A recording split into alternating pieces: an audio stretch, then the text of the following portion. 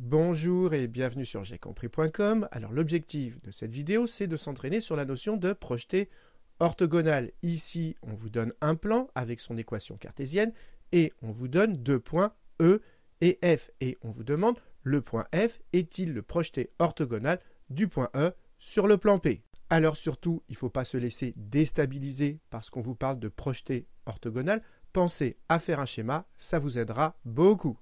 Donc maintenant, comme d'habitude, appuyez sur pause, cherchez bien cet exercice et on se retrouve juste après pour la correction. Donc allons-y, et la première chose à faire pour bien comprendre ce qui se passe, c'est de faire un schéma. Donc on nous donne un plan P, donc je représente un plan P, on nous donne un point E, et on nous demande est-ce que le point F est-il le projeté orthogonal du point E sur le plan P. Alors déjà, il faut comprendre ce que c'est que le projeté orthogonal du point E sur le plan P. Eh bien, imaginez que le point E, ce soit une pierre. Je vais faire tomber cette pierre verticalement sur le plan P, et comme elle tombe verticalement ici, je mets un angle droit, et l'endroit où la pierre va toucher le plan P, eh bien ici, ce sera le projeté orthogonal du point E sur le plan P. Donc ici, on a le projeté orthogonal de E sur le plan P et on nous demande est-ce que ce projeté orthogonal il correspond au point F ou pas. Donc il faut savoir si F est ici ou pas. Eh bien, ce point, le projeté orthogonal, il vérifie deux choses. D'abord, ce point, il est dans le plan. Et deuxièmement, cette droite, elle est orthogonale au plan. Et donc, si on veut savoir si F correspond à ce point, il y a deux choses à vérifier. Déjà que F, est-ce que F appartient au plan P? Et deuxième chose à vérifier, il faut vérifier que la droite, cette droite EF, si F est ici, que cette droite EF, il faut vérifier si elle est orthogonale, à P. Et si ces deux points sont vérifiés, eh bien alors ça veut dire que F est ici, et donc que F est bien le projeté orthogonal de E sur le plan P. Et pour savoir si F appartient au plan P ou pas, comme ici on a une équation du plan P, eh bien il y a juste à remplacer X, Y et Z par les coordonnées de F, et si ça nous donne 0, ça veut dire que F appartient au plan, et si ça ne nous donne pas 0, ça veut dire que F n'appartient pas à ce plan. Donc, on y va, je remplace x par moins 3, donc ça fait 2 fois moins 3.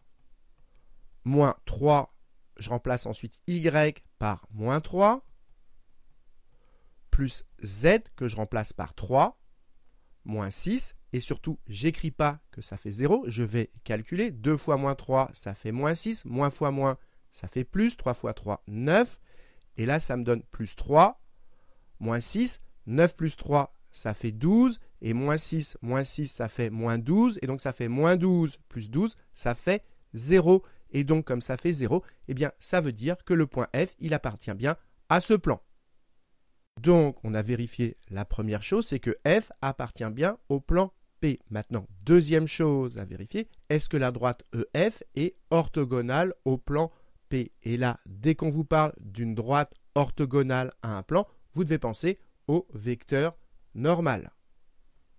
Maintenant, imaginez qu'on connaisse un vecteur normal. Donc ici, on a un angle droit. Et si on veut que cette droite soit orthogonale au plan P, ça veut dire qu'ici, on aura aussi un angle droit. Et comme on a deux angles droits, eh bien, ça veut dire que ces deux vecteurs, ce vecteur n et ce vecteur ici, c'est FE, eh bien, ça veut dire que ces deux vecteurs, ils sont collinaires, ils ont la même direction.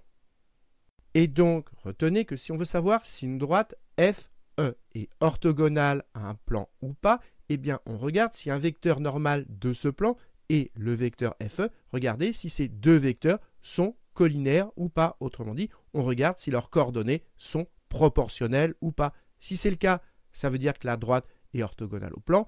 Et si les coordonnées de ces deux vecteurs ne sont pas proportionnelles, ça veut dire que cette droite n'est pas orthogonale au plan. Et pour avoir les coordonnées d'un vecteur normal, il suffit de prendre l'équation du plan qu'on nous donne et de prendre les nombres qui multiplient x, y et z. Et donc ça nous fait, pour n, le nombre qui multiplie x, c'est 2, celui qui multiplie y, c'est moins 3, et celui qui multiplie z, ici, c'est sous-entendu 1. Et donc voilà, ici on a les coordonnées d'un vecteur normal à ce plan. Maintenant, il nous faut les coordonnées du vecteur FE. Donc pour ça, c'est simple, coordonnées de E moins coordonnées de F. Coordonnées de E, donc 1, moins 3, 1, moins 3, ça fait 1 plus 3, ça fait 4. Ensuite, moins 9, moins 3, ça fait moins 9 plus 3, ça fait moins 6. Et enfin, 5 moins 3, ça fait 2. Et maintenant, il n'y a plus qu'à regarder si les coordonnées qu'on a ici et là sont proportionnelles ou pas. Regardez, pour passer de 2 à 4, on fait x2. Pareil, pour passer de moins 3 à moins 6, on fait x2. Et pareil, pour passer de 1 à 2, on fait x2. Et comme on fait x2 à chaque fois, ça veut dire que les coordonnées qu'on a ici et là sont proportionnelles. Et donc, ça veut dire que ces deux vecteurs, ils sont bien collinéaires. Et donc, comme N et FE sont collinéaires, eh bien, ça veut dire que cette droite FE ou EF, c'est la même droite. Cette droite, elle est orthogonale à P. Et du coup, on a bien vérifié les deux conditions. Et comme les deux conditions sont bien vérifiées, ça veut bien dire que le point F, c'est bien le projeté orthogonal du point E sur le plan P. Et maintenant, il n'y a plus qu'à rédiger tout ce qu'on vient d'expliquer au brouillon. Donc voilà, je vous ai tout remis au propre ici, ce qui termine cet exercice. Donc j'espère que vous avez bien compris. Et comme d'habitude, si vous avez apprécié cette vidéo, n'hésitez pas à la liker et à vous abonner à la chaîne pour ne pas rater les nouvelles vidéos.